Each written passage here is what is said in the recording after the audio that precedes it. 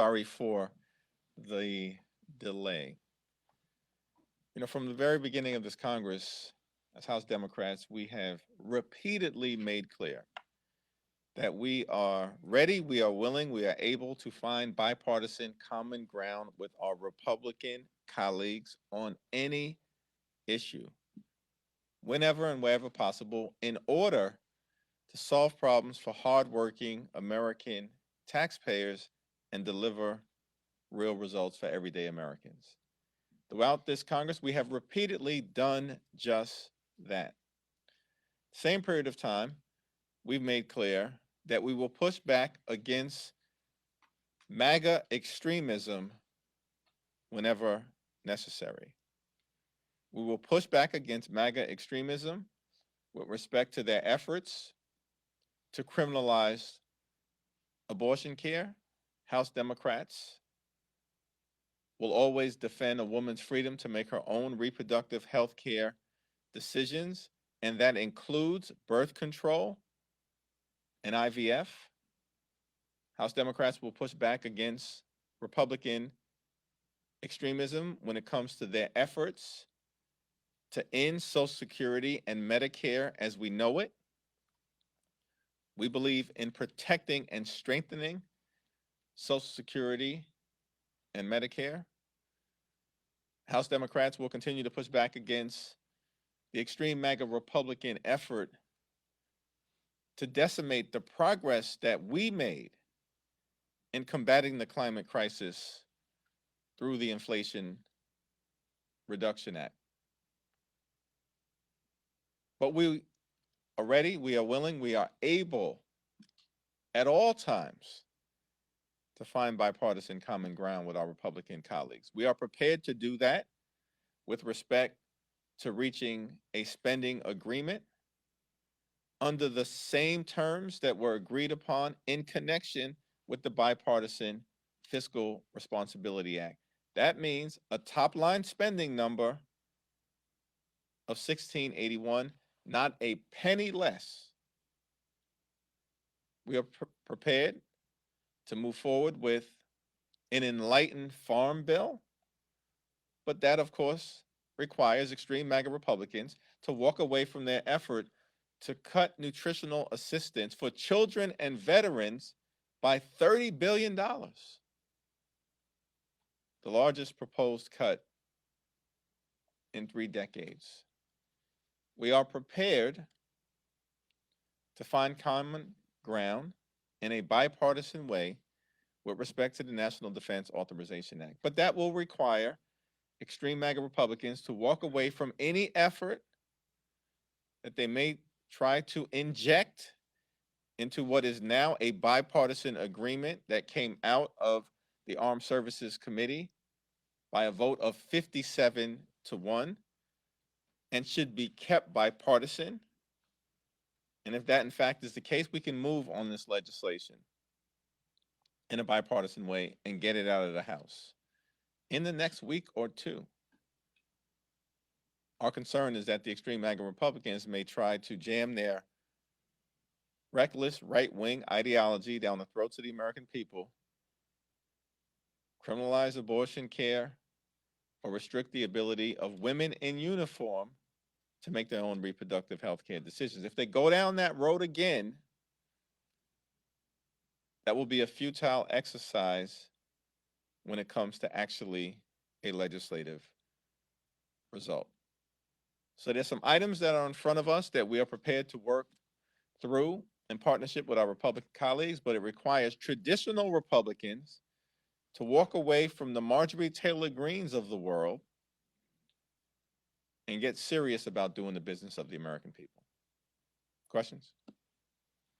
We talked to a bunch of Democrats since the executive order was announced, and it seems to be somewhat divisive. I mean, we see some progressives saying this was the wrong thing to do. Some of your more moderate members praising it. What's your sense of how the caucus is reacting and what the consequences might be? We have a broken immigration system and clear challenges at the border. President Biden has taken decisive action to try in a good faith manner to address the challenges at the border in a manner consistent with our country's heritage as a nation anchored in the rule of law. At the same time, there is broad consensus within the caucus that it will be important for additional steps to be taken, preferably through legislation that addresses issues connected to dreamers, addresses issues connected to farm workers, and addresses issues connected to protecting immigrant families. Second row. You're going to have a vote later today on the ICC sanctioning legislation. Both the chairman of the House Foreign Affairs Committee and the ranking member, or one of your members, Gregory Meeks, has talked about how there was a bipartisan agreement that you guys had up until last week, and the White House rejected that. What are your thoughts on that, and is there a path forward to do something bipartisan that would actually pass? I do not think that Ranking Member Meeks has indicated there was an actual bipartisan agreement.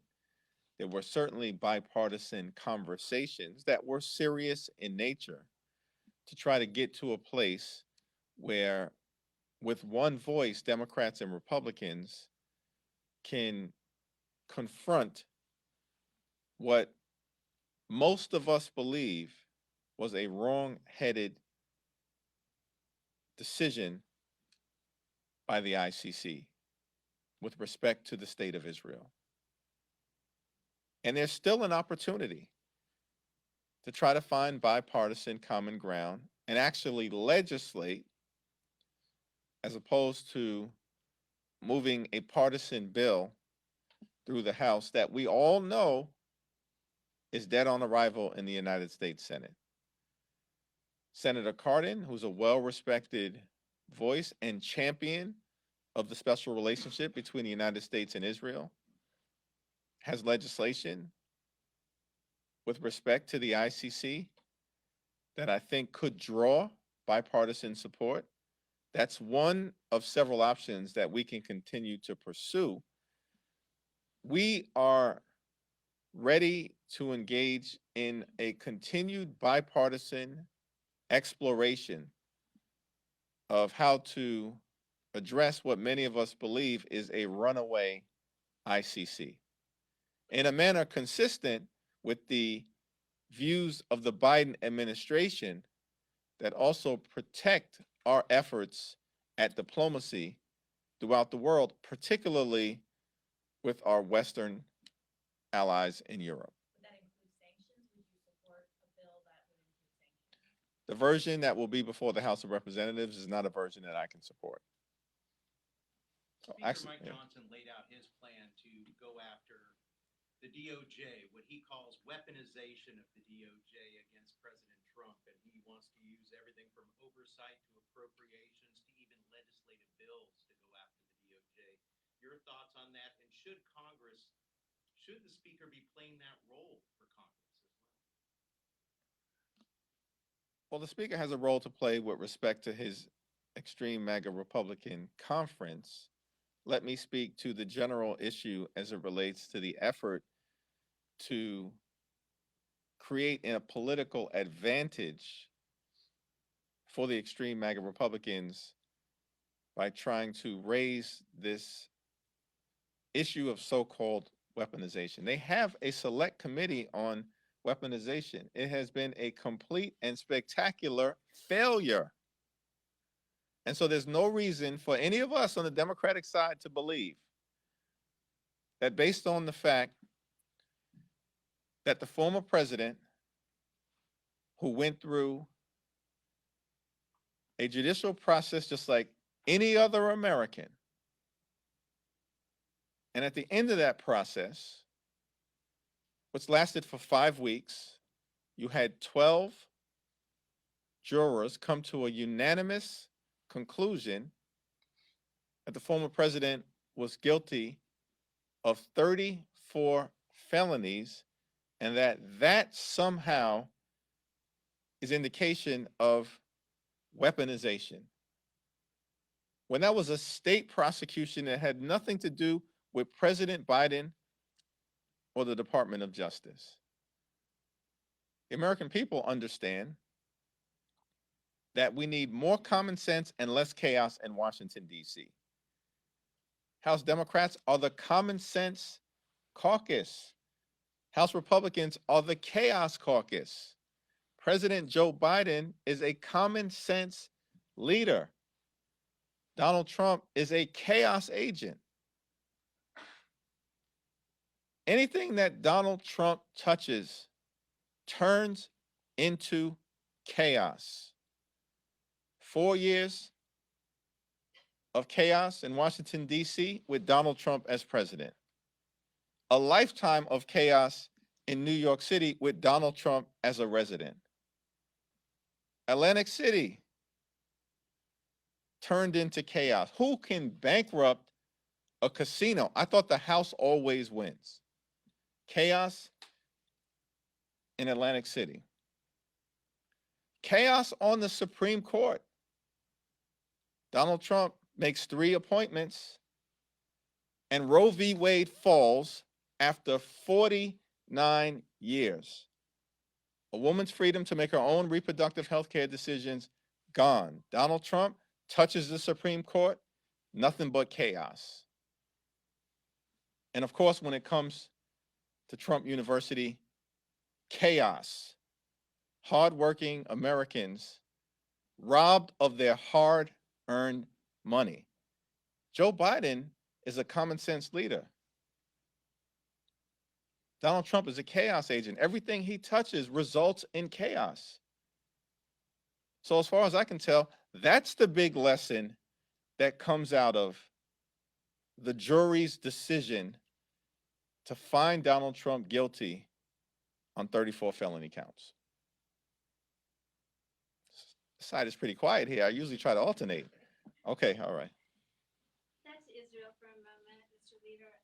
Could you just describe the process between the 4 congressional leaders and how you arrived at an invitation to Prime Minister Netanyahu? Well, as you understand, I'm sure, that any invitation to a foreign leader emanates as a result of an agreement between the Speaker of the House and the majority in the House and the Senate Majority Leader and the majority in the Senate.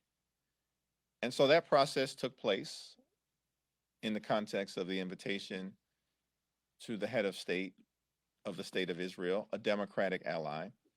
And that process was consistent with everything that took place throughout the 118th Congress in prior instances related to the head of state for India, the head of state for Japan, and the head of state for South Korea. In all of those instances, once there was agreement between the House majority and the Senate majority, the 2 minority leaders signed on to that letter of invitation, and that's the process that unfolded in this particular instance. What's going on with the date? Did you agree to the June 13th date that was announced? Senator Schumer and I had nothing to do with the June 13th date. It was news to us, and we found out the same way that everyone in this room found out. And by the way, as someone who represents a broad cross-section of the Jewish community in Brooklyn, and I'm very proud of that fact, I would have known better than to extend an invitation on a Jewish holiday to the Prime Minister of the State of Israel. Yeah. First row. Okay. On the President Biden's executive order for today, should the president have acted sooner? Taken this action sooner with what we've been seeing on the border? Why did it need to wait until now? Seems to me that President Biden wanted to give the legislative process every opportunity to succeed or fall, and give the Republicans in the House and in the Senate the benefit of the doubt. They have repeatedly claimed, and in fact held up critical aid to our Democratic ally in Ukraine, which was facing an existential threat as a result of Russian aggression and held that aid up for months because extreme MAGA Republicans claimed that there was an urgent challenge that we needed to address at the border. And then they walked away from their own bipartisan legislative resolution that would have helped to address the challenges at the border. President Biden has given them every opportunity to try to legislate with us on this issue. Democrats recognize across the spectrum that we have a broken immigration system and that we have challenges at the border. And we need a border that is strong, it is safe, that is secure, and that is also humane. And so I think it seems to me that the Biden administration finally got to a point where they recognized that the extreme MAGA Republicans have zero interest in addressing the challenges at the border and solving the issue legislatively, because the extreme MAGA Republicans want to try to weaponize the issue politically. That's the weaponization party, by the way. This is the group, the extreme MAGA Republicans, who have weaponized the Supreme Court against the women of America when it comes to taking away a woman's freedom to make her own reproductive health care decisions, and have taken that decision, weaponized it, and are now throughout the country, including in every single state in the Deep South, criminalized abortion care as part of their march toward a nationwide ban. Back to the Prime Minister's address, several Democrats have said they will boycott the speech. Do you think that's appropriate? Like every single joint address to Congress, I plan to attend and participate. That relates to every single joint address that has taken place during the 118th Congress and at every moment where I've been a member of House Democratic leadership. But at the same time, all of us recognize that every individual member has to make that decision to participate on their own based on what they believe is consistent with the district that they represent. New York question for you. We just saw former Representative Mondaire Jones endorse against Jamal Bowman in that primary. I know you've endorsed Bowman. How are you planning to help Jamal Bowman in the upcoming June primary? What steps are you taking to help him win re-election? Well, it hasn't changed the endorsement that has been made by the entirety of House Democratic leadership, and we're in ongoing conversations with the Bowman campaign as it relates to their strategy over the next few weeks. Right? I think, okay, I'm sorry. Back to the Democrats who are going to be potentially boycotting a visit from Prime Minister Netanyahu. Do you have an issue with them using words like war criminal to describe the Prime Minister?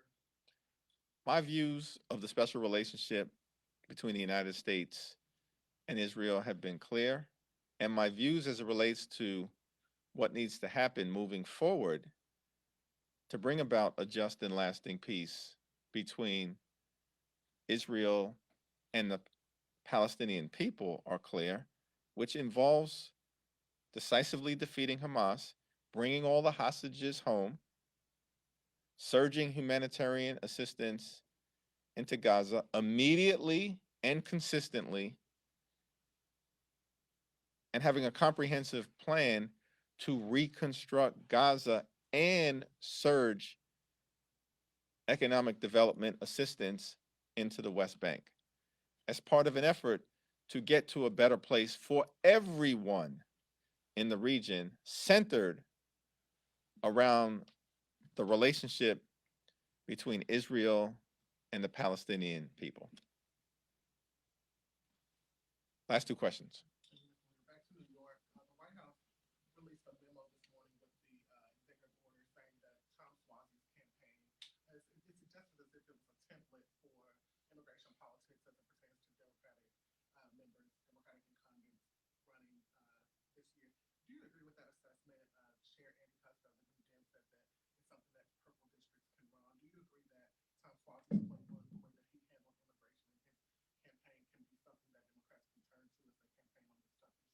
I have not seen that specific memo, but I've been very clear in my public observations that Tom Swazi is a get stuff done kind of member who ran on a clear vision for fixing the problems that the American people are confronting, including decisively addressing the challenges at the border.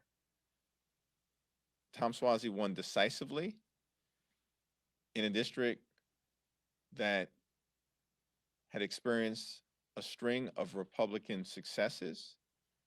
And so that decisive victory and the manner in which he chose to engage and lean into trying to find a bipartisan path forward with respect to fixing our broken immigration system and doing it in a manner consistent with our values as a nation of immigrants, which was an important part of how Tom Swazi addressed the issue. Having come from an immigrant family himself, which he leaned into repeatedly, that certainly provides an enlightened playbook for how we should not simply conduct ourselves responsibly on the campaign trail, but more importantly, try to actually solve the problem as policymakers here in the United States Congress. Last question, thank you. Are you concerned that the EO too drastically changes the asylum process and that the U.S. could start sending back people who actually, have a reason to come here seeking asylum? I haven't had a full opportunity to look at the particulars in that regard or hear from immigration experts with respect to how they think it could impact the asylum process, though, of course, the asylum application process is an important part of who we are as Americans, as a nation anchored in both the rule of law and as a nation of immigrants.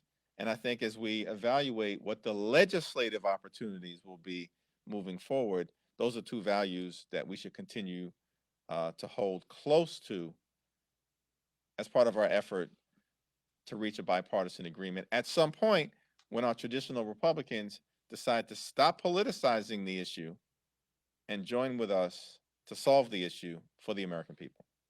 Thank you, everyone. Thank you, sir. Thank you.